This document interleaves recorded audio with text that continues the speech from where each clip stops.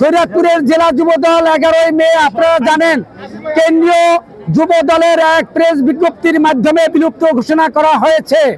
সেই চিঠির যে ভাষা তাতে মনে হয়েছে শরীয়তপুর জেলা যুবদলকে বহিষ্কার করা হয়েছে। এটা শরীয়তপুরের যুব দলের জন্য একটা কলঙ্কজনক অধ্যায়। আমরা চাই না সেই যুব দলের আর কেউ পুনরায় ফিরে আসুক। এটা আপনারা কি চান?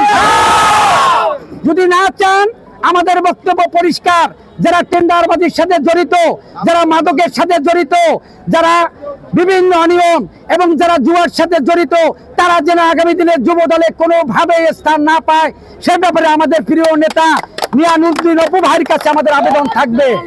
আমাদের আগামী দিনে রাষ্ট্রনায়ক বিএনপির ভারপ্রাপ্ত চেয়ারম্যানের কাছে আবেদন থাকবে।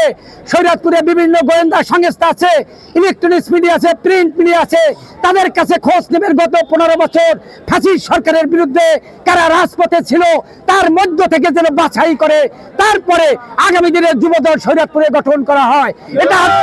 এটা হচ্ছে আমাদের প্রাণের দাবি। এই দাবির সাথে আপনারা একমত?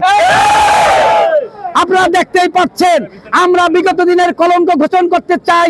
বাংলাদেশের মধ্যে একটি সর্বশক্তি এবং সুশৃঙ্খল চাঁদাবাজ মুক্ত, জুয়া মুক্ত, টেন্ডারবাজ মুক্ত যুবদল গঠন করতে চাই। এই ব্যাপারে আমাদের নেতৃবৃন্দদের আমরা সহযোগিতা চাই।